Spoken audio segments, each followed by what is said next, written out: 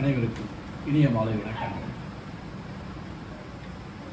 பாவேந்தர் அவர்களுடைய கவிதை வரியிலேயே ஒரு தலைப்பாக கொண்டு சித்தரிக்கப்பட்டது சித்திரச் சோலைகள். அதில் எளியன் சிந்தித்த சில வரிகள். சித்திரச் சோலையாய் வாழ்ந்துவிடு, உனக்கென ஒரு முத்திரை பதித்திட முடிவும் எடு. உன் வியர்வை துளிகளை விதைத்துவிடு, நாளைய விடியல் உனக்கென உணர்ந்துவிடு. மண்டி கிடக்கும் குணக்கேடுகளை நீ வென்றிட வேண்டி பாடுவிடு. குன்றின் மேலிட்ட விளக்காக இந்த குவளையத்தோர்க்கும் ஓர் ஒளியை கொடு. இளைய சமுதாயமே, நீ விழித்து எழு, உன்னை எதிர்ப்பவர் தம்மையும் எரித்து விடு.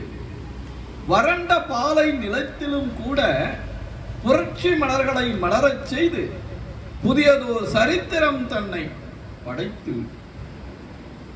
வரத்தினால் எவையும் வருவதில்லை, நேர்மை திறத்தினால் நீதியை நிமிர்த்திடவே அறத்தின் வழியிலே செயலாற்று.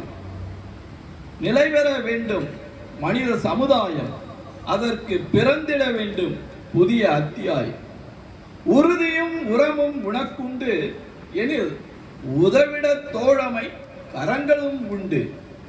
படைகள் பெரிதாய் தேவையில்லை, நாம் படைத்திடுவோம் புதிய சமுதாயத்தை.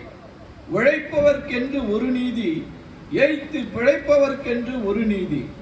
இன்ற பழுதினை அறுத்து பாங்குடனே நாம் பாரத நாட்டையும் காப்போமே. நன்றி, வணக்கம்.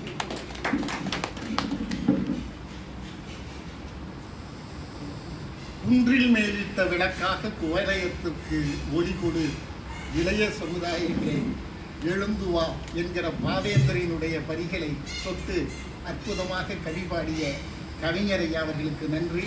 அதே